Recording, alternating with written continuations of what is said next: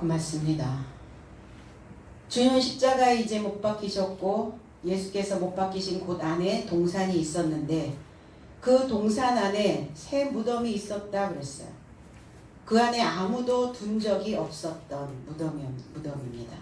그래서 예수의 부활 때에 돌이 옮겨졌는데 그 돌은 과연 어디로 갔을까? 오늘 이 무덤에서 옮겨진 그 돌이 무엇인지를 다시 한번 여러분들이 인식하는 귀한 시간이 되어지기를 원합니다. 1절로 2절. 안식 후 첫날 이른 아침에 아직 어두울 때에 막달라 마리아가 무덤에 와서 돌이 무덤에서 옮겨간 것을 보고 시몬 베드로와 예수의 사랑하시던 그 다른 제자에게 달려가서 말하되 사람이 주를 무덤에서 가져다가 어디 두었는지 우리가 알지 못하겠다 하니 그랬어요. 가장 먼저 예수의 부활을 접한 자가 막달라 마리아가 되죠. 막달라 안식 삶의 하나에 이렇게 써요. 안식 후 첫날이 아니라 안식의 삶의 하나에 들어가 있다는 거예요. 막달라 마리아가. 그런데 아직 어두움이 있는 새벽에 무덤에 이르고자 와서 무덤에서 옮겨진 돌을 보았다. 그런즉 달려가서 시몬 베드로와 그의 사랑하시던 다른 제자의 삶을 향하여 와서 말하되 저의 삶이 무덤에서 주를 옮겨서 그를 어디 두었는지 나의 삶이 알지 못하겠노라. 이렇게 말합니다. 막달라 마리아는 주님이 어디에 계신지 어디로 옮겨졌는지 알지 못합니다. 근데 개역 성경엔 안식 후라고 하는데 후라는 단어는 없어요. 원전에는 후라는 단어가 없고 이게 복수로 나와 있기 때문에 안식 삶에 하나 된 자가 바로 막달라 마리아였다는 거예요. 오늘 우리도 이 안식의 삶과 하나 되어져 있어야 되는 거예요. 그럼 안식의 삶과 하나 되어져 있다는 것은 예수 그리스도가 오셨을 때 나는 안식일의 주인이다 이렇게 하셨거든요. 그 주인과 하나 되어져 있다는 거예요. 안식의 주인이 되어져 있다는 겁니다. 그래서 안식은 쉼이죠. 일곱째 날의 삶에 들어간 자의 모습을 안식이라고 얘기를 합니다. 그 첫날, 여기서 이제 첫날인데 이게 수에는 서수와 기수가 있는데 첫날이 아니라 하나야, 하나 된 날이라는 거예요. 그래서 기수로 표현이 되었어요. 기수는 하나, 둘, 셋, 1, 2, 3 이렇게 하죠. 근데 서수는 어때요? 첫째, 둘째. 그러니까 이게 첫째 이렇게 되니까 이게 서수로 표기를 하면 안 되는 거죠. 카운트를 하면 안 되고 기수로 카운트를 해야 돼서 하나. 그래서 미아라는 단어예요. 미아. 하나. 주님은 하나 되신 분. 홀로 하나 되신. 그리고 오직 예수라는 단어가 뭐예요? 하나된 하나의 하나님이라는 거예요. 하나의 하나님이라는 것은 일곱째 날에 모든 것들이 다 이루어진 그 하나, 통합되어진, 통일된 하늘과 땅이 통일되어진 그 하나. 우리는 그렇게 이야기를 합니다. 베드로서 3장 8절에는 사랑하는 자들아 주께는 하루가 천년 같고 천년이 하루 같은 이 한 가지를 잊지 말라 그랬어요. 하나된 자. 하루가 천년이고 천년이 하루래요. 그러면 하루는 천이라는 거예요. 그 천은 결국은 하나라는 거예요. 그러면 하나는 뭐고 천은 뭐냐? 일천이라고 하는 이 단어, 알레프라고 하는 단어, 히브리어에서 온 이 단어는 배우고 본받다라는 의미예요. 그러면 년이라고 하는 그 해라고 하는 단어는 변경하다, 또 잠에서 깨어나다, 그 잠이라는 단어도 나오거든요. 찾아보면 의미를. 그러면 잠을 계속 자고 있으면 어제의 잠을 잤는데 깨어나지 않았어. 그러면 다음 날이 되지 않죠. 그래서 잠에서 깨어나야 그 다음 날로 넘어갈 수 있어요. 그래서 잠에서 깰 때가 되었다. 이제 너희들이 천의 삶이 천년이 되어져야 된다. 하나님과 내가 하나 되어지면 우리는 천년 왕국이 내 삶 속에서 이루어지는 거예요. 숫자의 천이 아니라는 거예요. 천이라고 하는 의미의 그것을 분석해서 해석해야 되는 것이죠. 그래서 그 한 가지를 잊지 말라. 하루가 되어진 그 하나 된 그 안에 주님과 하나 되어져 있는 그 날을 너희들은 잊지 말라 이렇게 말씀하고 있습니다. 배우고 본받는 삶을 이야기하고 있는 것이죠. 천이라고 하는 것은. 배우다라는 의미는 뭘까요? 배우다. 우리는 아이를 임신을 했을 때 산모에게 뭐라고 얘기해요? 뱄다 이죠. 아이를 배웠다. 아이가 태아에 뱄다. 아이 뱄어 이렇게 얘기하죠. 그럼 배우는 일은 아이를 베는 거와 같다는 거예요. 아이를 잉태하는 거와 같다는 거예요. 곧 진리의 싹을 내 안에 잉태하게 하는 것이죠. 그래서 잉태하면 끝나나요? 배운다는 것은 뭐냐? 가르침을 받는 것이죠. 그러면 가르침을 받는다는 것은 가르치다 라고 하는 이 단어의 합성 동사죠. 가르치다라는 것은 갈다와 의미가 같아요. 갈아내다. 무엇인가를 낡은 것을 새 것으로 바꿀 때 우리는 갈죠. 나 오늘 그거 가전제품 갈았어 이러잖아요. 오늘 뭐 매트도 갈았어. 숫돌의 칼도 갈았어. 이게 갈다야 예요. 가르. 그러면 치다는 뭘까요? 치다라고 하는 의미는 거칠고 나쁜 것을 다듬어내는 것을 이야기하거든요. 쳐냈어. 쳐내야 돼요. 쳐내야 됩니다. 그러면 천이라고 하는 이 천년이라고 하는 이 의미는 배우고 본받고 가르침을 받는 것. 그래서 내 안에 어떠한 것들을 새로운 것들로 교체하고 그리고 모나 있고 나빠 있는 이러한 생각들을 다 갈아내는 이러한 의미라는 겁니다. 그래서 우리는 교육이라고 하는 단어를 쓰죠. 가르칠 교에 기를 육자를 쓰거든요. 그럼 배운다는 것은 뭐냐? 아이를 뱄다는 것은 잉태한 걸로 끝나는 것이 아니라 내가 그 아이를 다듬어내고 길러내야 된다는 거예요. 그래서 우리는 양육이라는 단어를 또 쓰게 되죠. 바로 이 하루와 천은 같은 날, 주님과 하나 된 날, 그리고 주님으로부터 끊임없이 배우고 본받고 가르침을 받아들였던 나날들이라는 거예요. 그래서 천년은 무엇을 이야기하고 있는가? 나의 삶에 배우고 본받으면 가르침을 받으면 어떤가요? 내 삶의 방향이 만들어지죠. 그래서 이 천은 방향을 제시해 주는 것과 같다라고 보시면 됩니다. 그리고 분별하게 하고 그리고 내 자신을 경작하고 연마해서 성장시키는 이 삶이 바로 천이라는 겁니다. 근데 그 천년은 하루와 같다. 이렇게 표현하고 있죠. 영어에서는 어때요? 이 교육이라고 하는 단어가 education이죠. education. 이게 이제 education이라는 이 단어가 라틴어에서 온 단어입니다. 에라고 하는 에는 educare라고 하는 라틴어에서 온 단어인데 에는 밖으로 그 다음에 ducare라고 하는 단어는 끌어내다라는 단어예요. 그러니까 교육이라는 것은 뭐냐면 내 안에 잠재되어져 있는 것, 내 안에 가지고 있는 잠재되어져 있는 그 재능들을 끌어내는 거예요. 교육을 통해서 가르침을 통해서 배움을 통해서 끌어내는 거예요. 그래서 참다운 사람이 되어진다는 의미의 교육, 배우고 본받는, 가르침을 받는. 그럼 배우고 본받으면 어떨까요? 교육이 들어가면 어떨까요? 내가 가지고 있는 그 천성, 1차원적인 그 천성이 2차원적인 천성으로 변경되어진다는 거예요. 우리는 태어난 대로 살진 않죠. 태어난 대로 살지 않고 우리는 또 제2의 인생을 새로운 천성을 만들어내야 된다는 거예요. 이것이 바로 교육의 뜻이고 교육의 목표라는 겁니다.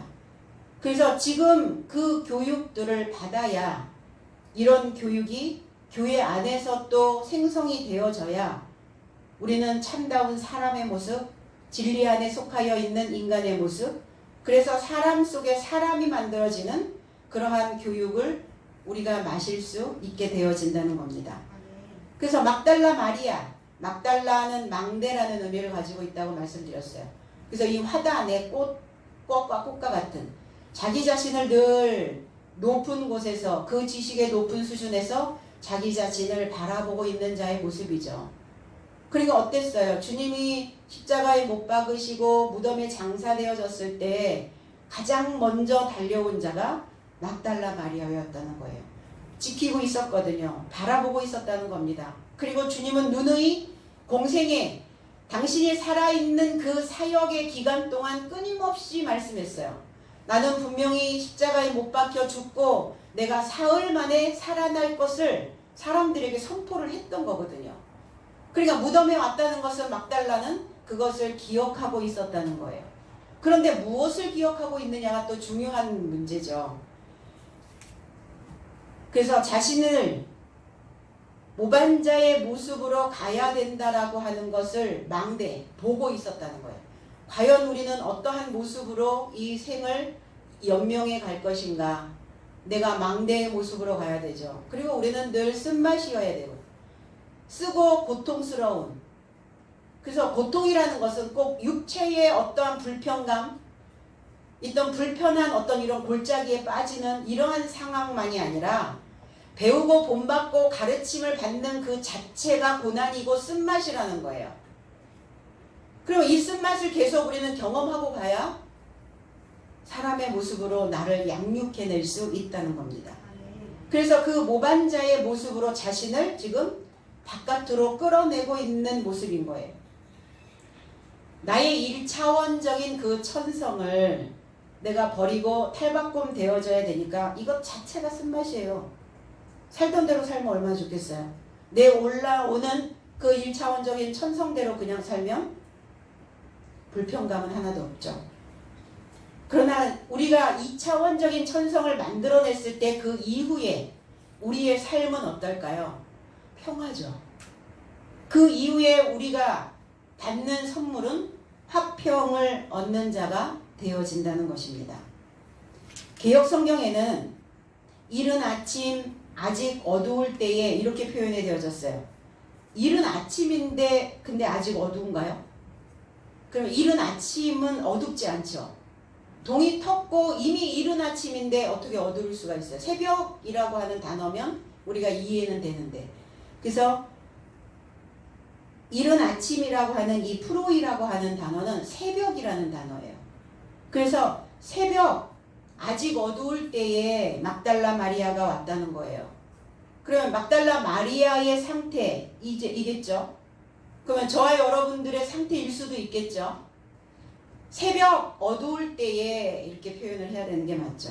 어둡다, 스코티아라고 하는 이 단어는 불투명하다는 거예요. 뭐가 불투명할까요? 믿음에 대한 확신이 없는 거예요. 그리스도 예수가 부활되어졌을 것이다 라고 하는, 살아나셨을 것이다 라고 하는 그러한 믿음의 확신이 없는, 내 삶이 배우고 본받고 가르침을 통해서 참다운 사람의 모습으로, 그리고 하나님과 하나 되어진 그 7날이 되어질 것이다 라고 하는 확신, 그게 있어야 분명한 삶을 살아낼 수가 있다는 거예요. 근데 신앙에 불분명한 사람들은 바깥에 살아가는 일상의 어떤 삶도 불분명하여진다는 거예요. 그럼 내 삶을 어디에서 분명한 삶으로 만들어내야 되는가? 믿음입니다. 그럼 지금 우리가 살아가고 있는 이 물질계의 환경은 어때요? 믿음이 좋나요? 확신이 있나요? 신용사회인가요? 그렇지 않다는 거예요. 다 믿지 말라고 얘기를 합니다. 누가 찾아와서 어디 가자 해도 믿지 말고, 옆집 아저씨도 뒷집 아저씨도 슈퍼 아저씨도 지나가는 아줌마가 뭘 준다고 해도, 가다가 차를 태워준다고 해도, 누군가 선의를 베풀어도 아무도 믿지 말라고 이렇게 가르쳐요, 아이들에게. 그러니까 이 불분명한, 불투명한 이 시대에 아예 사람들은 항상 그 속에 그늘이 져 있다는 거예요. 자기의 삶 속에 짙은 그림자가 따라다니고 있다는 겁니다. 그럼 우리의 삶을 분명하게 어디에서, 내 모습을 어디에서 찾아낼 것인가? 그리고 어떤 믿음을 가지고 우리는 이 물질계의 불투명한, 불분명한, 믿음이 없고 확신이 없는 이 세상을 우리는 활보하며 살 것인가? 믿음입니다. 하늘을 믿는 믿음. 그리고 그 하늘과 함께 어우러지고 있는, 하늘과 하나 되어지고 있는 나의 삶을 믿어야 된다는 겁니다. 그런데 여기서 또 중요한 건 내 1차원적인 천성을 믿느냐, 아니면 탈바꿈되어져서 내가 그 쓴맛을 경험한, 그리고 내 자신이 어떤 모습이다라고 하는 망대에서 지켜보았던 그것이 완전히 탈바꿈되어진 2차원적인 그 천성을 믿느냐예요. 2차원적인 천성은 하나님의 천성이 되어진 거예요. 하늘에 하나님과 하나 되어진 그 천성이 만들어진 겁니다. 탈바꿈되어진. 무엇을 믿을 것인가? 마태복음 6장 23절에 눈이 나쁘면 온몸이 어두울 것이니 그러므로 내게 있는 빛이 어두우면 그 어둠이 얼마나 하겠느냐. 산상수훈에서 주님은 이렇게 말씀하셨죠. 눈이 나쁘면, 눈은 뭡니까? 보는 거죠. 눈은 뭡니까? 그래서 어떤 관점을 만들어낸다는 거예요. 세상은 어떤 겁니까? 관점이죠. 어떻게 보느냐예요. 나를 어떻게 보느냐예요. 세상을 어떻게 보느냐. 신앙을 어떻게 보느냐. 보는 게 내 속으로 들어온다는 거예요. 보는 대로. 그래서 보고 배웠다 이렇게 얘기하죠. 다 보고 배웁니다. 본다는 것은 먹는다는 거예요. 먹었다는 것은 입었다는 겁니다. 그러니까 눈에 보여지는 대로 먹었고 먹은 거대로 내 몸에 걸쳐져 있어요. 무엇인가 항상 걸치고 다니는 거예요. 그래서 걸치고 있는 그 외투를 보면 그 사람의 삶이 드러나죠. 어떤 모습으로 살고 있는지. 법복을 입었다면 법관이 되어 있을 것이고, 의사의 가운을 입었으면 환자를 고치는 의사일 것이고, 미화원의 그 옷을 입었으면 지구의 어느 한 구석을 청소하는 미화원일 것이고, 걸치고 있는 것을 보면 보여요. 그래서 걸치고 있다라는 것은 꼭 우리가 겉으로 입는 이 외투뿐만이 아니라 입에서 나오는 언어가 그 사람이 무엇을 입었는지를 보게 한다는 겁니다. 알게 한다는 거예요. 눈은 왜 필요합니까? 찾아야 되잖아요. 무엇을 찾고 있는가 우리는. 그리고 나는 무엇을, 어떤 관점으로 인생을 살아가고 있는가. 눈이 나쁘면, 눈이 버려져 있으면, 눈이 병들어 있으면 온 몸이, 내 소마가, 내가 신앙 안에서 만들어내야 되는 형태가 있거든요. 그 믿음 안에서 만들어 놓은 형태대로 우리는 일상에서 삶을 살아가게 됩니다. 그럼 믿음 안에서 내 형태가 제대로 만들어지지 않았다면 눈이 병든 거예요. 눈이 없는 거예요. 그래서 눈이 버려졌다, 이렇게. 눈이 육이 되어졌다, 이렇게 표현을 하죠. 눈이 육이 되어진 자예요. 그 온 몸이 어두울 것이다. 제대로 못 보니까, 제대로 못 찾아내니까. 그리고 그 관점을, 내가 보고 있는 내 생각 안에서 떠올라오는 그 관점을 제대로 해석해내지 못하니까. 인생은 늘 불투명하고 불분명하고, 그래서 짙은 그림자가 따라다니는 거예요. 항상 그늘져 있는 겁니다, 그 인생이. 그런데 주님은 이렇게 말씀하셨어요. 빛이 어두우면, 빛이 어두울 수 있을까요? 빛은 어두울 수 없는데 왜 빛이 어두우면 얼마나 하겠냐, 그 빛이. 그러면 그 어두움은 얼마만큼 많겠느냐. 우리는 빛이거든요. 너의 자신들이, 네 삶이, 배우고 본받고 가르침을 받고 있는 너희들의 삶이 이미 빛이 되어져 있는데, 너희 속에 불분명하고 그늘지고 그림자가 쫓아다닌다고 하여 그 어두움이 얼만큼 값을 만들어내겠느냐, 그 어두움의 크기가 얼마나 하겠느냐, 그 어두움의 무게가 얼마나 하겠느냐, 이렇게 물어보시는 거예요. 우리는 삶 속에서 조금 뭐가 내가 원하는 방향이나 내가 원하는 어떠한 삶으로 이렇게 뭐가 이루어지지 않으면 어때요? 금방 어두워지죠? 금방 심란해지고 금방 마음이 다운되어지고 금방 걱정과 염려가 한 보따리 또 해서 두 보따리가 늘어나요. 그러니까 내가 이미 빛인데 이런 거 이게 어두움이라 한다 할지라도 이 어두움이 얼마나 많겠느냐, 얼마나 크겠느냐, 얼마나 길겠느냐, 얼마나 넓겠느냐, 얼마나 많은 숫자를 가지고 있겠느냐. 주님은 그렇게 물어보시는 거예요, 우리에게. 그래서 그 그림자에 너희들이 지금 배웠던 그런 빛의 그것을 이기고 타고 넘어가야지 그 그림자에게 너희가 덮일 필요는 없다 라는 말씀을 하고 계시는 거예요. 그래서 우리의 눈을, 우리의 보는 관점을 바꾸면 이 가르침과 배움을 통해서 빛이 내 안에 잉태되어져 있다면 우리는 이 빛을 통해서 계속 내 삶을 끌어내시면 돼요. 그리고 내 안에 있는 잠재되어져 있는 모든 능력들을 또 사용하시면 된다는 겁니다.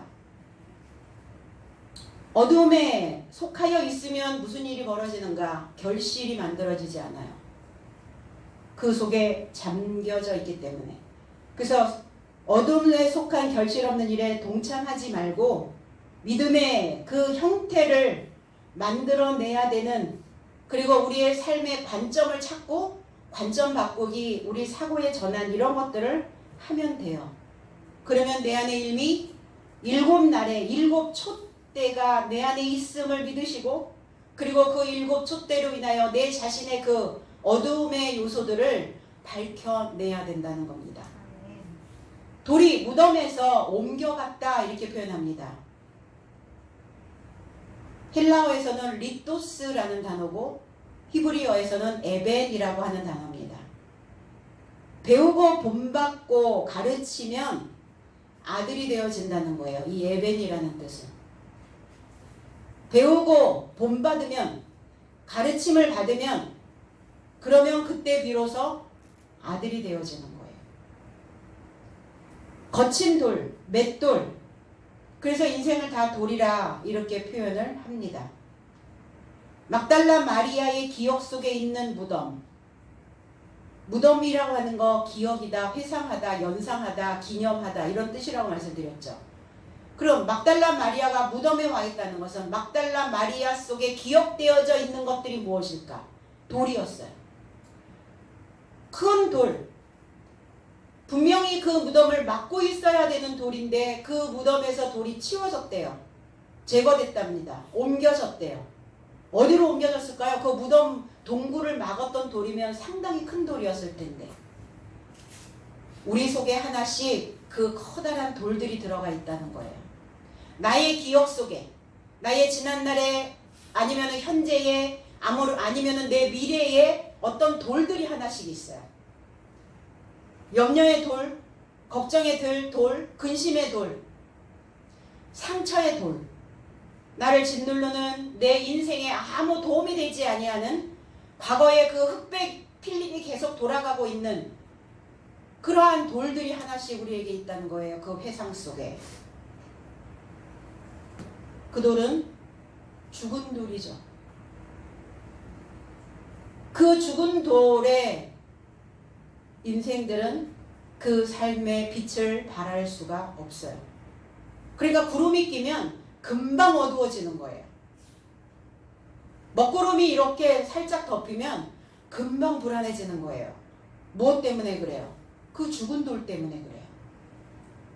오늘 우리의 기억 속에 그 커다란 내 인생을 방해하는 장애 요소의 돌들이 있다면 오늘 그 돌들을 제거해내는 시간이 되시기를 원합니다. 전도서 3장 5절에 돌을 던져 버릴 때가 있고 돌을 거둘 때가 있으며 안을 때가 있고 안는 일을 멀리 할 때가 있으며 이렇게 얘기했어요. 전도자는 이 돌에 대하여 이렇게 말합니다. 에벤, 이 본성으로 세워진 이 돌을 던져버릴 때가 있고 던져버린다, 밖으로 던지다, 내어버리다. 그래서 우리는 1차원적인 우리의 본성을 먹고 어느 시점까지는 자랍니다. 교회도 다섯째 날의 신앙관에서 우리는 어느 정도의 신앙을 만들어 놓습니다. 그런데 그 돌을 계속 가지고 있으면 안 된다는 거예요.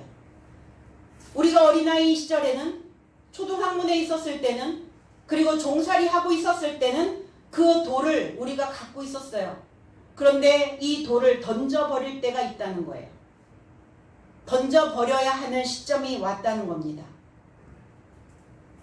그리고 그 돌을 먹을 때가 있고 그 돌을 거둘 때가 있다. 그 돌은 어떤 돌입니까? 어떤 돌을 거두어야 돼요? 배우고 본받아서 아들이 되어져 있는 그 돌은 거둬들여야죠. 내 삶의 수확을 해야죠. 모아야죠. 쌓아놓아야 됩니다. 그리고 그 돌을 안을 때가 있고, 안는다는 것은 뭐냐? 손을 쥔다는 거예요. 그럼 이 돌은 뭐예요? 하나님의 율법을 배워야 되는 그 어린아이적 시간들이거든요. 그 하나님의 그 지식을, 구약적인 그 지식을 배워야 되는 그 시기, 안아야 되는 시기. 그래서 이 율법과 교제해야 되는, 율법과 연결시켜서 가야 되는 그 시기에는 이것을 안아야죠. 근데 맨날 안고 있어요? 아니죠. 성장하면 어때요? 손을 펴야 돼요. 아이들이 출생을 하면 어때요? 손을 피고 태어나나요? 손을 쥐고 있어요. 그러니까 이거는 아이 때 먹어야 되는, 아이 때 배워야 되는, 아이 때 가르침을 받아야 되는 교육이라는 거예요. 이 돌은. 그리고 이 돌을 멀리 할 때가 있다. 그래서 배우고 다 본받고 가르침을 받으면 1차원적인 수준에서 지식이 끝나면 2차원으로 넘어가는 거죠. 그래서 그때는 이제 손을 펴서 이제 지경을 넓혀가는 겁니다. 어디 안에서? 아들의 삶 속에서. 배우고 본받고 가르침을 받는, 나를 양육하고 있는, 나를 길러내고 있는 그 지식 안에서, 참다운 지식 안에서 나를 끊임없이 넓혀 가야 되는 것이죠. 지금 무덤의 돌은 어떤 시간입니까? 막달라 마리아가 와서 그 무덤의 돌을 보았는데 옮겨졌어요. 그러면 지금은 어떤 시간이죠? 나의 기억을 맡고 있는, 어떤 기억을 맡고 있을까요? 하나님께로 가고자 하는 기억. 하나님을 향하여 내 발걸음을 띄어야 되는 그 기억. 내가 배우고 그동안 본받았던, 가르침을 받았던 그 지식의 모든 것들을 기억해내야 되는 그 기억을 맡고 있는 돌들을 베어버려야 되는 시간이라는 거예요. 지식은 왜 들어가죠? 교육은 왜? 나를 길러내야 되니까. 나를 길러내지 못하고 있는 그 막혀있는 그 돌들을 제거해내야 된다는 겁니다. 무엇이 돌이라고요? 나의 그 1차원적인 천성이 돌이라고요. 그 본성이. 그래서 가르침으로 연마되지 않는 돌은 제거되어져야 된다. 그게 치워졌어요. 그럼 막달라 마리아의 상태가 어떻단 말입니까? 아직 그 삶 속에서 이제 1차원적인 그 수준에서 2차원적인 수준으로 넘어가야 되는 시간이 왔다는 거예요. 그 때가 되었다는 겁니다. 근데 자기 속에서, 자기의 생각 속에서 무엇이 내 생각을 막고 있었는지 아직은 그것을 알지 못하고 있었다. 알아보지 못했다. 이렇게 표현을 합니다. 누구한테 갔나? 베드로와 주님이 사랑하던 애제자를 향하여 갔어요. 누구라고 표현은 안 되어 있죠. 다른 제자 이렇게 표현이 되어져 있어요. 다른 제자. 아리마대 요셉도 예수 그리스도의 그 몸을 가져갔기 때문에 향품을 발랐고, 니고데모도 마찬가지고. 그러니까 12제자 안에 들어오지 않은 그 제자를 성경에서는 다른 제자다 이렇게 표현을 하고 있습니다. 그런데 애제자래요. 사랑하는 제자예요. 우애가 있었던 제자예요. 그 제자를 향하여 가서 유대인들이 무덤에서 그 주를 치웠다. 그를 어디 두었는지 알지 못하겠다. 이렇게 표현합니다. 모르겠어. 알지 못하겠어. 그게 무슨 뜻인지 알지 못하겠어. 그 지식이 어떤 뜻인지 알지 못하겠어. 내가 내 신앙의 모습이 어떤지 알지 못해. 내가 내 모습이 어떤 모습인지 알지 못하겠어. 내가 지금 어떤 형태를 만들어내고 있는지 알지 못하겠어. 막달라 마리아는 지금 그렇게 얘기하고 있는 거예요. 내가 어떤 형태로 신앙생활을 하는지 알지 못하겠어. 주님이 주를 어디다 치웠는지 알지 못하겠다는 것은 뭐예요? 믿음이 없는 자의 모습이라는 거예요. 왜 알지 못해요? 알아야죠. 주님 누누이 말씀하셨다고요. 가르쳤다고요. 너의 삶 속에서 내가 부활하리라. 육체 안에 오신 그리스도 예수. 그래서 너의 삶 속에서 내가 다시 깨어나야 한다. 그런데 아직 알아보지 못하고 있는 거예요. 오늘 믿음의 여정에서 장애로 있는 막달라 마리아 속에 그 본성의 돌들은 치워지기는 했어요. 그런데 아직 그것이 치워졌는지 제거가 됐는지 아직 알지 못하겠고, 내가 어느 정도의 수준에 어느 정도의 그 수준으로 내가 성장했는지 아직 알지 못하고 있는 거예요. 그리고 주님의 형체의 몸이 주님의 몸으로, 그리스도 예수의 몸으로 그 말씀이 육신이 되어져서 말씀이 내 몸의 형태를 얼만큼 만들어냈는지 알아보지 못하고 있는 거예요. 주님을 어디에 두었는지 알지 못하겠다. 그러신가요? 다 그렇게 믿고 있나요? 주님이 어디에 계신지 알지 못한 상태에서 믿는 것이 믿음인가요? 그냥 우리 역사적인 관점에서 2000년 전에 오셨던 그리스도 예수, 돌무덤에서 옮겨졌던, 부활하셨던 그 역사적인 것을 믿고 있나요? 그건 믿음이 아니죠. 내 삶 속에서 일어나야 되는, 내 삶 속에서 이루어지고 있는 것을 믿느냐는 거예요. 그걸 믿느냐고 물어보는 거예요. 너의 삶의 실체 안에서, 너의 존재 안에서 그리스도 예수의 몸의 형태가 만들어지고 하나님의 형상이 만들어져서 그 형상대로 너의 삶이 그렇게 되어져야 된다는 것을 믿느냐예요. 그걸 믿느냐는 거예요.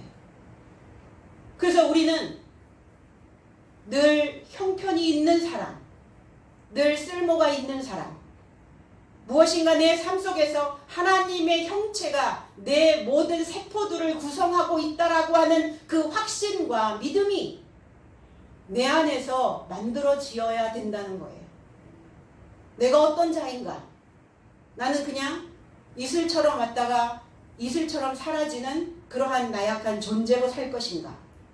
아니면 하나님의 몸이, 하나님의 형태가, 하나님의 말씀이 형태가 되어져서 나의 삶을 이끌어가고 있다라고 하는 그 진정한 믿음이 내 안에 있는가예요. 그러니까 말씀이 있지 않고서는, 그 배우고 본받고 가르침을 받지 아니하고서는 그 새로운 소리가, 새로운 말이 들어가지 아니하고서는 내 모습의 새로운 형태를 만들어낼 수가 없다는 겁니다. 사람의 말이라는 것은 모양을 만들어내요. 너는 왜 그 모양이니? 이렇게 얘기하죠. 그럼 그 모양이 어떻다는 거예요? 외적인 부분을 이야기하는 걸까요? 그렇지 않죠. 그 사람 속에서 나오는 그 삶의 모양을 이야기하고 있는 거잖아요. 그러면 그 사람이 어떠한 소리를 듣고 살았느냐에 따라서 만들어지는 모양새가 다 달라요. 그렇지 않겠어요? 그래서 새로운 말이, 새로운 물이 들어가 주지 않으면 그 모양은 하나님의 모양으로 형성되지 않는다는 겁니다. 말이 형상이라고요. 참된 말이 하나님의 형태를 만들어낸다고요. 근데 지금 마리아는 아직 그것을 알아보지 못하고 있는 겁니다. 시몬 베드로와 다른 제자를 향하여 달려갔다 그랬어요. 달려갔다. 트레코. 우리 운동장을 이렇게 돌면 뭐라고 해요? 트랙이라고 해요. 트랙. 여기에서 온 단어죠. 헬라어에서 온 단어. 트레코. 경기장을 달리다, 다름질하다 이런 의미를 가지고 있어요. 우린 다 다름질을 하는, 경주를 하는 선수입니다. 그 트랙을 도는 경주하는 자들이에요. 인생을 우리는 경주를 하죠. 경쟁 구도가 아니에요. 누가 먼저 가냐, 누가 뒤에 가냐 이런 것이 아니라 달리는 거예요. 완주하는 겁니다. 끝까지 그 라인까지 가는 거예요. 갈라디아서 5장 7절에 너희가 다름질을 잘 하더니 누가 너희를 막아 진리를 순종하지 않게 하더냐 그랬어요. 누가 그 진리로 확신받지 못하도록 막았느냐 그랬어요. 잘 달려왔죠. 달리다가 벅찰 때가 있어요. 버거울 때가 있어요. 그래서 그 달리는 것을 멈추고 싶을 때가 있거든요. 그런데 그 상황이 오면 내가 그것을 어떻게 내 안에서 재해석해야 할 것인가를 우리는 생각해 내셔야 된다는 거예요. 끝까지 완주할 것인지 아니면 여기에 남을 것인지, 무엇이 그 진리로 확신받지 못하도록, 믿지 못하도록 막았느냐 이렇게 얘기했어요. 돌같이 굳은 마음이에요. 그래서 내 기억 속에 내 마음에서 떠올라오는 그 돌같이 굳어있는 그 무덤 속에 있는 돌들을 그래서 치우라는 거예요. 그래서 오늘 제거해 내라고 말씀하시는 겁니다. 누가 치워줘요? 스스로 잘라야 지금까지 달려왔던 그 모든 십자가의 지식이 내 삶 속에서 쓸모있게 유용한 자료가 내 삶의 풍성한 먹거리가 되어질 수 있다는 겁니다. 그래서 믿음의 다름질을 방해하는 자들, 그들을 설득해서 하나님에게서 싹이 날 수 있도록 해야 되는 것이죠. 그런데 나를 그 진리 안에서 생각들을 방해하는, 진리로 확신받지 못하게 만드는 그러한 사람들은 하나님에게서 싹이 난 게 아니라는 거예요. 그래서 무엇이 나로 하여금 또 어디에서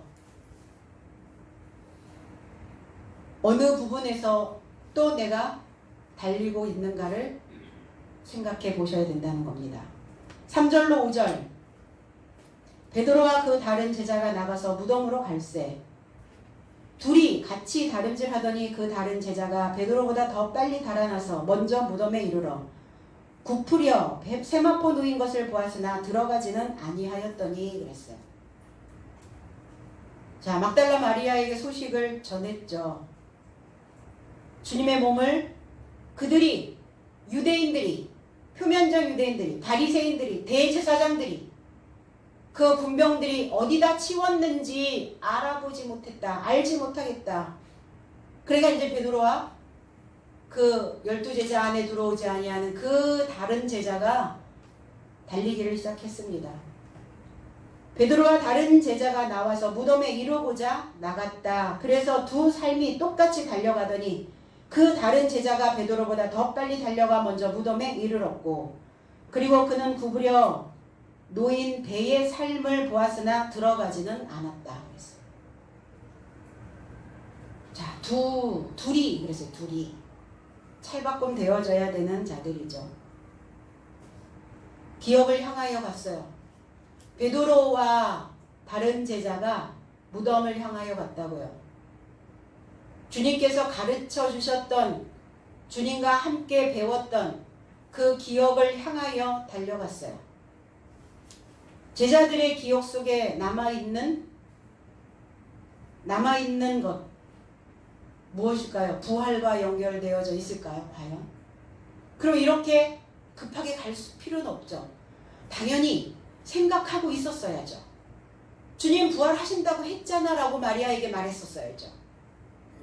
우리는 그거를 이미 익히 알고 있었다라고 증언하여 줄 수 있어야죠. 그런데 그들의 배움이 그들의 기억 속에 남아있지 않았다는 거예요. 뭐만 남아있었던 거예요? 종교 행위. 그래서 이 종교는 부활과 연결되어져 있지 않아요. 그냥 육신의 어떠한 것만 연결되어져 있어요.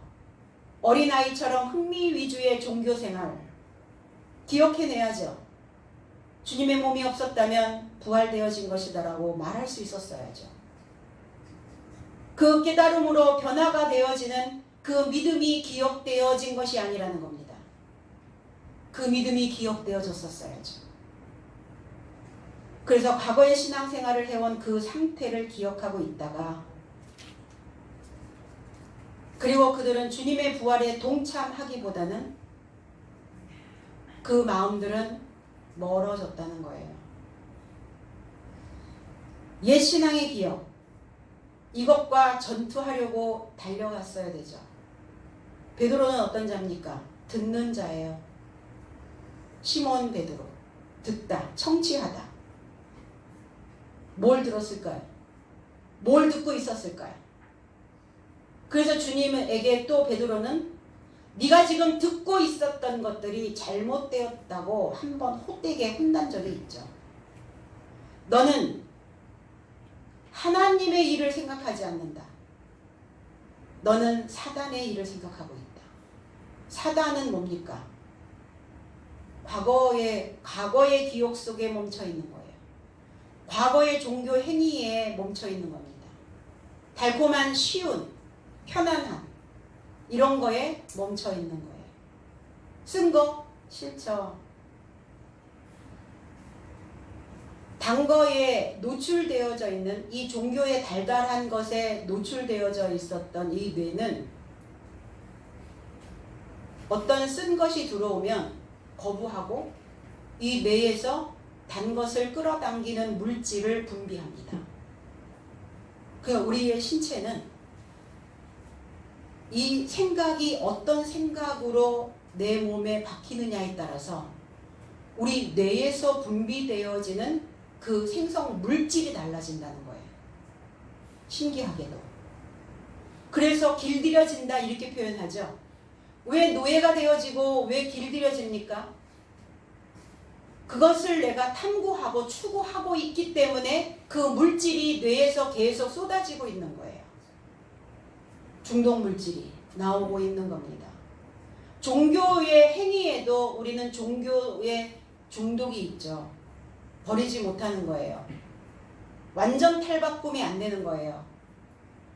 베드로와 지금 다른 제자가 배우고 있었는데 지금도 여전히 배우고 있는데 그들은 불완전 탈바꿈을 했을 뿐입니다. 그래서 그 부활에 동참하지 않는 모습이기도 합니다. 그래서 내 생각을 자꾸 혼란하게 하는 것, 내 생각을 자꾸 어지럽히는 것. 우린 그 하나님이 주시는 그리스도 예수가 만들어 놓은 그 길, 달려갈 길, 그 한 길로 가야 되는데 자꾸 옆길로 가면 다른 길로 가려고 하는 그러한 생각들, 나를 혼란하게 하는 자들은 심판하셔야 돼요. 그 생각을 판결하셔야 된다고요. 이것이 옳은 것인지 이것이 옳지 않은 것인지. 그러면 옳지 않은 것이라면 판결해서 형량을 때려야죠. 그래서 그건 무적행에다가 가두는 거예요. 그 생각은 가두고 판결하여 새로운 생각들을, 새로운 마음들을 만들어내는, 그래서 그 생각들을 판결해야 되는 그 상황들이 우리에게 벌어진다는 거예요. 지금 베드로와 막달라 마리아와 다른 제자의 삶도 지금 똑같은 상황이 만들어진 거예요. 그러니까 하물며 베드로인데, 하물며 막달라 마리아인데, 그럼 우리가 신앙생활을 하면서 이러한 상황이 안 벌어질까요? 이러한 상황이, 이러한 상태가 되어지지 않으면 그 말씀은 죽은 말씀이죠. 근데 내 삶 속에서 이런 것들이 지나간다는 거예요. 지나온다는 거예요. 오고 간다는 거예요.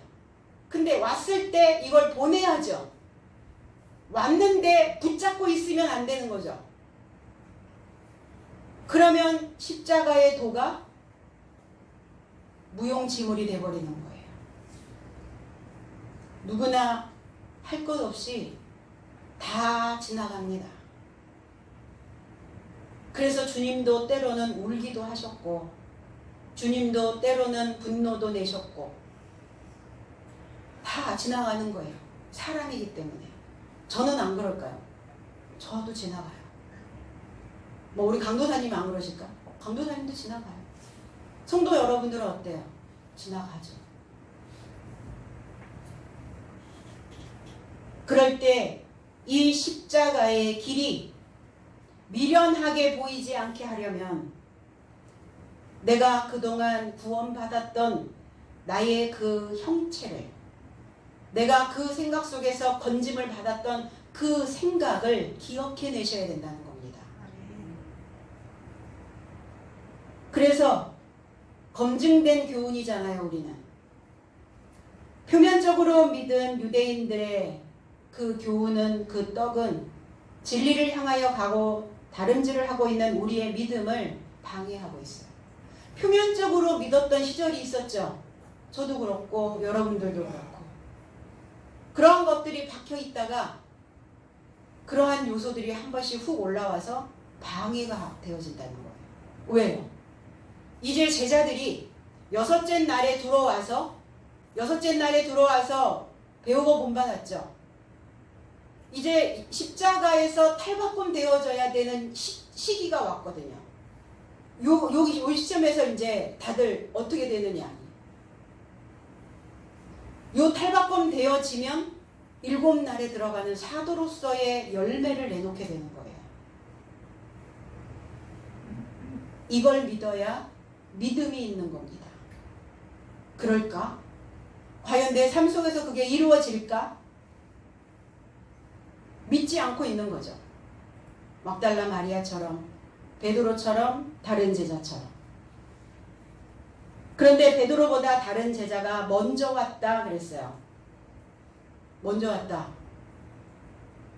그러니까 베드로보다 먼저. 베드로는 직계 제자죠. 그러니까 아마도 이 다른 제자는 주님의 직계 제자가 아니었기 때문에 어떤 열등적 사고를 가지고 있었을 수도 있다라는 생각을 해봅니다. 그러니까 먼저 가서, 앞서가서 맨 앞줄에 서려고, 앞에 서려고, 앞에 있으려고. 누구보다? 베드로보다 서열적으로 위에 있고자 하는 어떤 그런 마음들이죠. 사람이면 누구나 다 그러한 마음들을 가지고 있어요. 아, 저 사람보다 내가 또 조금 앞에 갔으면 좋겠고, 저 사람보다는 내가 또 조금 위에 있었으면 좋겠고, 저 사람이 가지고 있는 지식이 부럽기는 한데 나는 하지 않으면서 부러워만 하고 있고.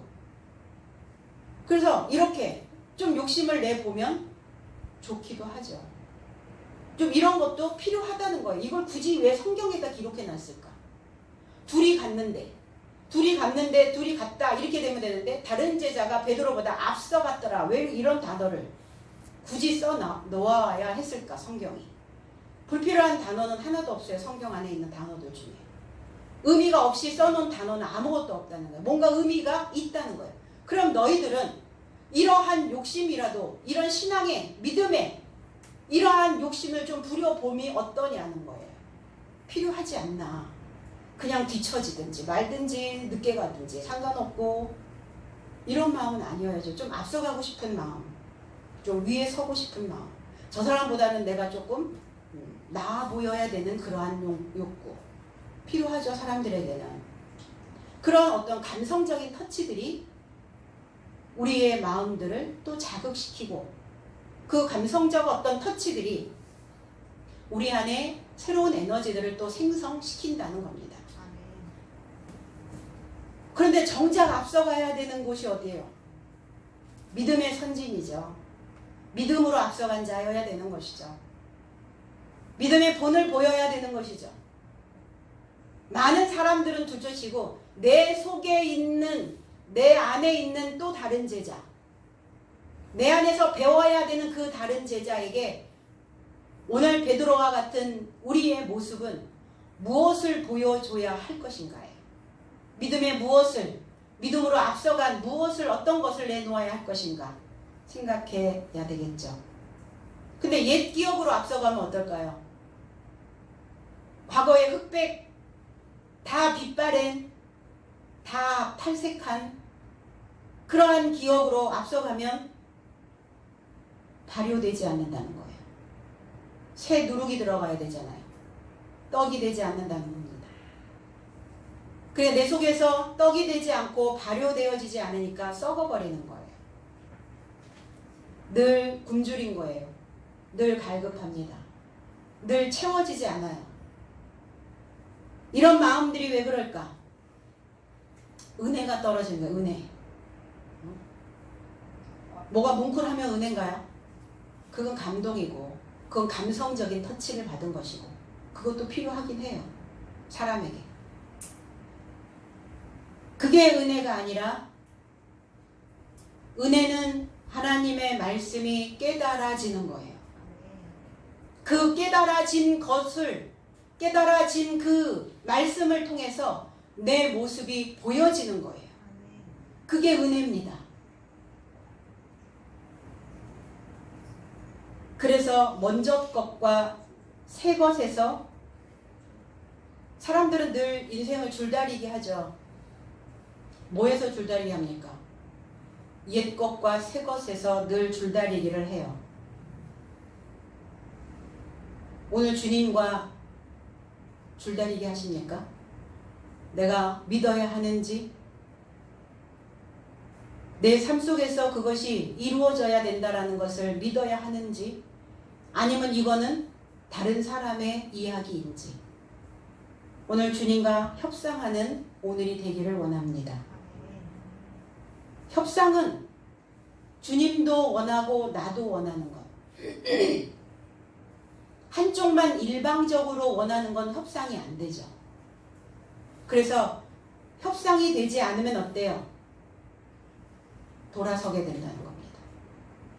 그래서 서로 원하는 것을 얻는, 흥정하는, 오늘 주님과 그래서 그 필연성을 내가 왜 믿어야 되는지, 주님의 메시지를 왜 들어야 하는지에 대한 그 필연성을 확보하는 오늘 이 한날이 되어지기를 원합니다.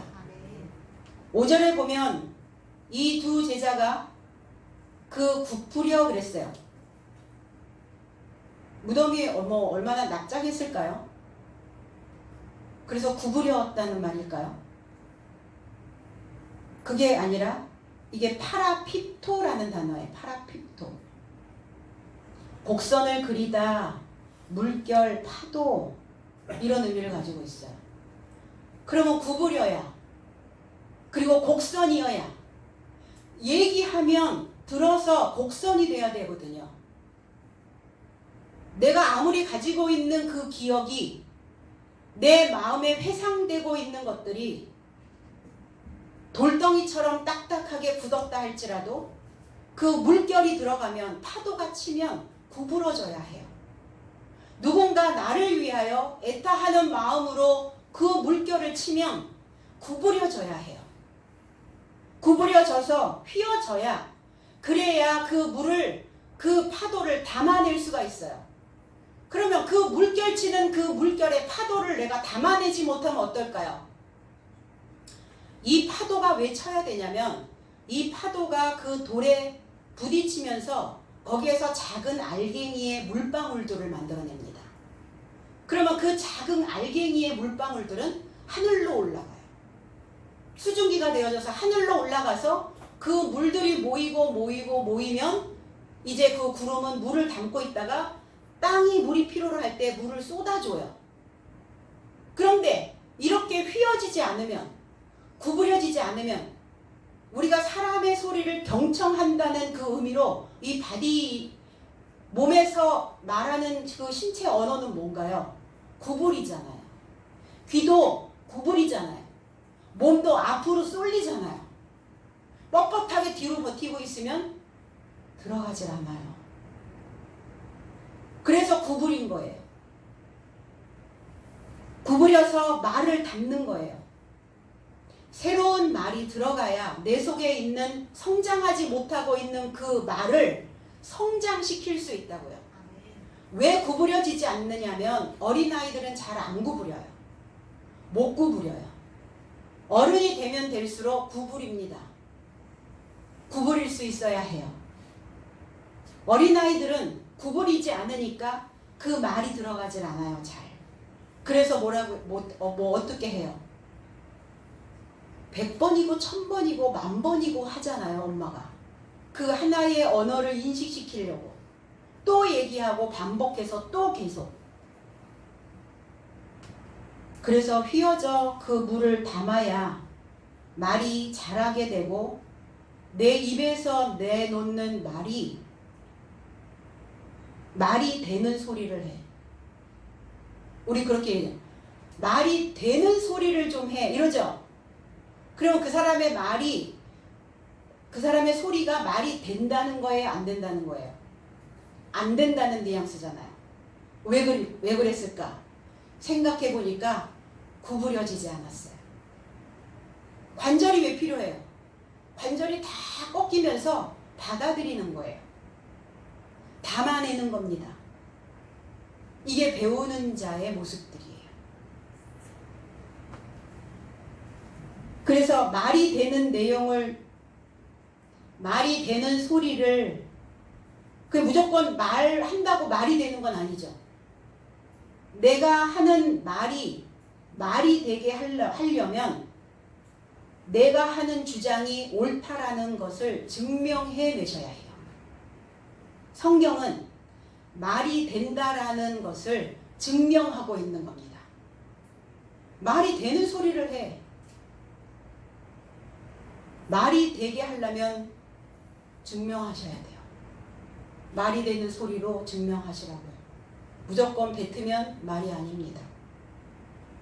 그렇지 않으면 어때요? 말이 되는 소리를 하지 못하면 뜬금없단 말이에요. 뜬금없이 말이야. 이렇게 얘기하잖아요. 난데없는 소리. 우리나라 이 언어는 얼마나 이렇게 표현력이 좋은지. 네? 뜬금없고 난데없는 소리. 말이 되지 않는 소리. 그래서 배우고 있는 자들은 고프려 그 지식을 담아내고 그 지식이 살아서 물결 치듯이 이 말의 덩어리 간에 아기가 맞도록 말의 조리가 있어진다는 겁니다.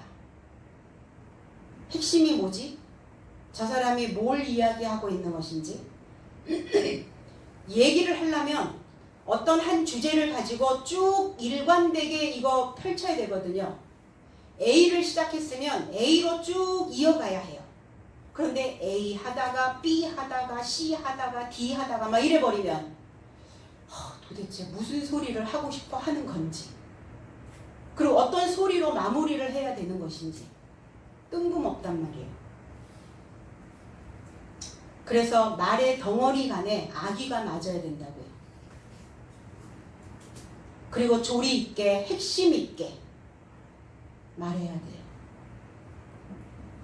마가복음 9장 43절에 만일 너의 손이 범죄하거든 찍어버리라. 불구자로 영생에 들어가는 것이 두 손을 가지고 지옥 꺼지지 않는 불에 들어가는 것보다 나으니라. 그럼 천국에 가면 다 불구자냐? 불구자라는 건 뭐예요? 굽어졌단 말이에요. 불구자. 휘어졌단 말이에요. 구부러졌다고요. 뻣뻣하지가 않다고요. 그러니까 차라리 불구자로 그 생명에 들어가는 것이 낫다고요. 두 손을 가지고 뻣뻣하게 있어서 지옥불에 던져지는 것보다 낫다. 그래서 손이 실족하면 잘라버리라. 불구자로 생명에 이르도록 들어감이 두 손을 가지고 꺼지지 않는 불에 이르도록 지옥에 들어감이 그에게는 그게 더 좋은 거라고요. 구부려야 된다고요. 내 몸이 구부려지면 내 마음이 구부려지면 뭐가 조금 내가 부족한 것 같고 내 생각을 접으면 내 생각을 꺾으면 내가 저 사람한테 진 것 같고 이러니까 어때요? 잘 안 구부려지려고 하죠. 구부리시라고요. 하나님의 앞에서는. 말씀 앞에서 구부리셔야지 어디서 구부러지시려고요. 사람 앞에서 구부려져 봤자 그 사람에 의하여 길들여지기밖에 더 하겠냐고요. 주님을 쌌던 몸은 배예요. 못이 3배. 이게 히브리어로 가면 바드라고 하는 단어를 만들어냅니다. 왜 3배였을까? 나누어진 직물이라는 뜻이에요. 그래서 듬성듬성 날줄과 씨줄이 듬성듬성 딱딱 나누어져 있는 것이 보여지죠. 그럼 우리도 다 베옷을 입으셔야 돼요. 말씀은 어때요? 창세기서부터 계시록 이게 베옷이에요. 딱딱딱 절이 딱 나누어졌어요. 왜 나누어져 있을까요? 따로따로 단어 하나하나 따로따로 이렇게 딱딱 나누어져서 우리가 이거를 해석해서 입어야지 이거를 전체로 통으로 이렇게 해서 두루뭉술 이렇게 짜서 입어서는 이루어지지 않는다는 거예요. 근데 딱딱 나누어져 있으니까 어때요? 시줄은 시줄대로 날줄은 날줄대로 교차는 되어져 있지만 나누어져 분리되어져 있으니까 고독하다고요. 혼자의 삶이란 말이에요. 각각 혼자의 삶, 따로따로 혼자의 삶. 그래서 이 단어, 바드라고 하는 이 단어에서 고독하다, 쓸쓸하다, 외롭다 이런 단어를 만들어냈어요. 신명기 32장 12절에는 여호와께서 홀로 그들을 인도하셨고 함께한 다른 신은 없었도다. 모세가 이스라엘 백성들을 광야에 나왔을 때, 데리고 나왔을 때 이런 모습이에요. 홀로 나왔다고요. 베옷을 입으셨다고요. 그럼 모세도 베옷을 입었을 것이고 그러면 그 광야 같은 그 인생에 광야와 같은 그 세상에서 얼마나 고독하고 외로웠겠어요. 누구도 그 마음을 누구도 하나님의 마음을 헤아려 주지 않는 그 백성들의 불만과 원망과 원성을 타고 있었던 모세의 모습은 어땠을까요? 기껏 올라가서 금식하고 두 돌판에다가 10계명 받아갖고 왔더니 또 자기의 본성대로 돌아가 버린 거예요. 그 옛삶으로 또 돌아가 버린 거예요. 하나님이 우리를 인도하셨어요. 이끌어내셨습니다. 우리를 운반해내셨어요. 어떻게 해요? 함께 결합되어져서. 그런데 결합되어져서 나오는 그 상황에 다른 신은 없었다. 다른 네카르라고 하는 단어. 이상한 것이 없었다고요. 낯선 것이 없었다는 거예요. 이미 우린 다 익숙해져 있는 것에 끌리는 것이지 낯선 것에 끌리지는 않습니다. 그러니까 그 익숙한 것에 익숙한 신, 익숙하지 않은 신은 존재하지 않는다는 거예요. 시편을 기록한 다윗은 자기의 신앙의 여정을 이렇게 시로 기도로 이렇게 표현했습니다. 102편 7절에 내가 밤을 새우니 지붕 위에 외로운 참새 같으니이다. 지붕 위에 홀로 앉아있는 참새 얼마나 철량받고 청승받고 고독하고 외로워 보이겠어요. 그것도 밤을 지새우니 달밤에. 이게 신앙의 여정이라고요. 누구나 할 것 없이 우리가 신앙 안에서 이러한 여정을 가야 된다고요. 밤을 새운다는 것은 잠을 안 잔다는 우리의 육신의 잠을 안 잔다는 그 의미가 아니에요. 내가 깨어 있다는 거예요. 내가 깨어서 망보고 보초 서고 있으니 내가 지금 어떤 형태가 만들어지고 있는지 다윗은 얼마나 많이 심사숙고했겠어요. 그 한 번의 실수로 인해서 한 번 엎어졌었죠. 지붕 위에 제단 위에 자라고자 하는 지붕 위에 있는 그러니까 자라고 성장하고 있는 자는 성장하고 있는 자라고 있는 증가하고 있는 그리고 무엇인가 탑이 되어져 있는 자는 외로울 수밖에 없어요. 탑에 있는 자는 홀로 있어야 되는 것이죠. 고독할 수밖에 없어요. 그 탑에 있는 제단의 꼭대기에 올라가서 자라고 있는 이 다윗은 외로운 자, 베옷을 입은 자의 모습이에요. 베옷을 누가 입습니까? 제사장들이 베옷을 입습니다. 우리는 다 제사장이에요. 베옷을 입어야 해요. 외로워야 해요. 고독해야 됩니다. 그래서 고독하고 외로우면 뭐 하게 되죠? 우리 하나님을 찾게 되잖아요.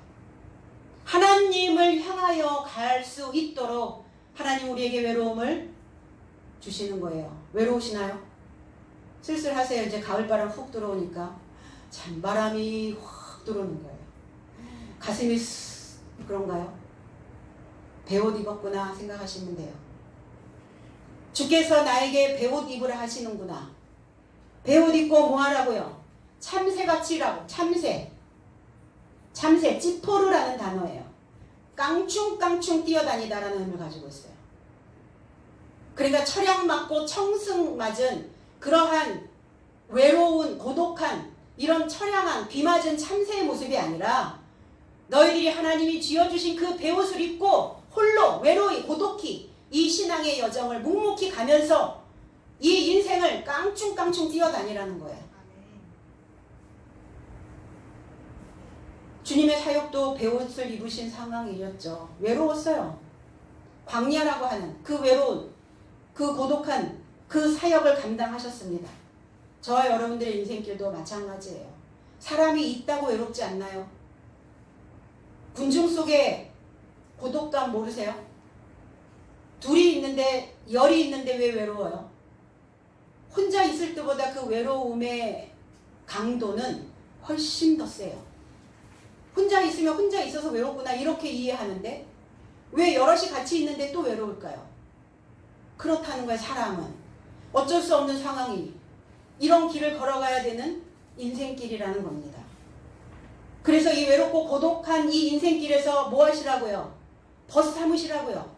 외로운 사람끼리 만나서 벗 삼아 이 믿음의 여정을 가는 겁니다. 그리스도 예수와 함께 신앙의 여정에서 함께 가는 저와 여러분들이 하구들이 벗들이 되어주시는 겁니다. 거기에 들어가지 않았다고요. 들어가지 않았다는 것은 통과되지 않았다는 거예요. 변화가 돼야 하는 두 제자가 복음 전파자로 고독한 길을 아직은 통과하지 못하고 있었다고요. 그 굴을 통해 들어가야 되거든요. 누구나 다 겪는 일입니다. 주님도 그리하셨고 제자들도 사도들도 저와 여러분들도 이렇게 외로운 사명을 감당하고 가시는 예수님을 통해서 그리고 다시 한번 고독해지는 그 인생을 통해서 우리의 모습들을 우리의 인생을 활성화시키고 성숙되게 만들어지는 그리고 내게 주어진 삶을 좀 더 가치 있는 시간으로 만들어서 함께 어우러지는 그리고 함께 가야 되는 사람들이 누구인지를 다시 한번 깨달아 보는 귀한 저와 여러분들의 시간이 되기를 주님의 이름으로 축원합니다. 기도하겠습니다.